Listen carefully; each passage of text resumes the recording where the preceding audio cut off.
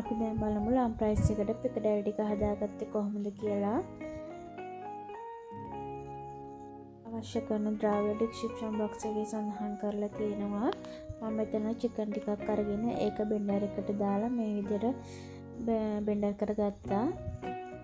ඒකටම මම පොඩියට කපාගත්ත ලුණු ටිකක් එකතු කරගත්තා. ඒ වගේම පොඩියට කපාගත්ත අවමිරිස් ටිකක් එකතු කරගත්තා.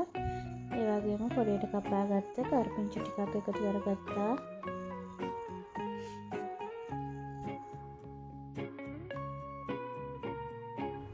දැන් මම මේකට පාන් කුඩු ටිකක් මේ විදිහට එකතු කරගන්නවා.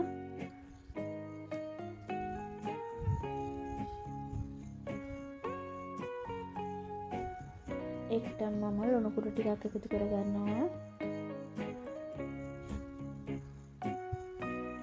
ගම්මිරිස් ටිකකුත් එකතු කරගත්තා. කහ ටිකකුත් එකතු කරගත්තා.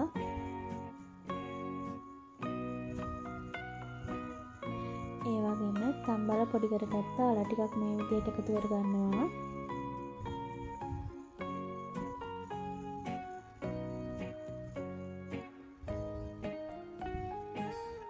ඒ වගේම සාදික්ක පොඩ්ඩක් මේ විදිහට කුඩු කරලා ඒ ටිකත් මම මේකට එකතු කරගත්තා.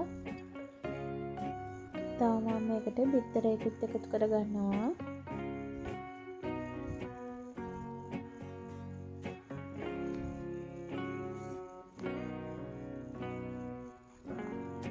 ඒකට මම කැලිමිරිස් ටිකකුත් එකතු කරගත්තා.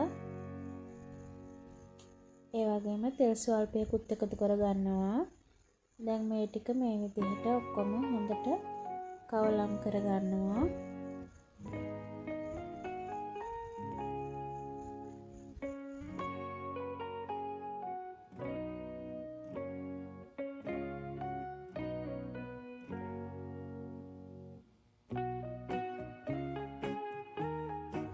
දැන් මේ විදිහට අවශ්‍ය ප්‍රමාණයට බෝල කරගන්නයි තියෙන්නේ.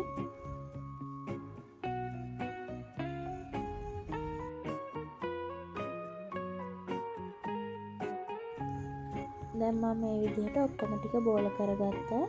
ඊට පස්සේ පාන් කුඩු වල මේ ටික දවටගෙන ගැඹුරු තෙලේ බෙද ගන්නයි තියෙන්නේ.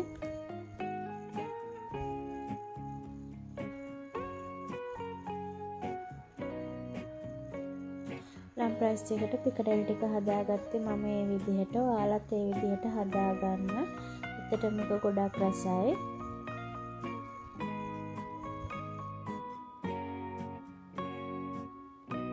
කට්ලට් එකේ වගේ බැටර් එකේ දවටලා පාන් කුඩු වල දවටන්නේ නැහැ. කෙලින්ම පාන් කුඩු වල දවටලා තෙලෙන් බෙද ගන්න එක තමයි කරන්නේ.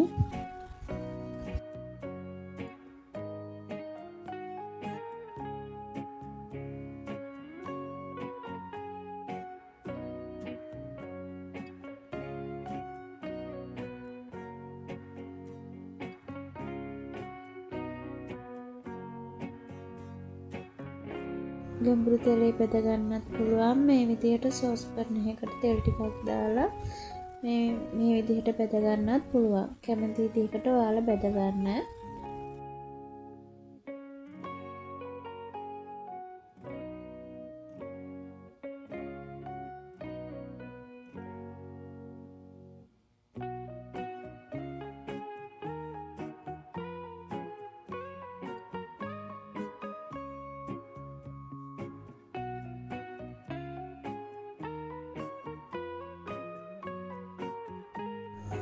එහෙනම් ලම් ප්‍රයිස් එකේ අනිත් කරීස් වල වීඩියෝත් ඔයාලා බලන්න. ඒ විදිහට බලලා හදන්න. එහෙනම් යාළුවනේ ගිහිල්ලා එන්නම්. ඔයාලට සුබ දවසක්. නැවත හමු වෙමු.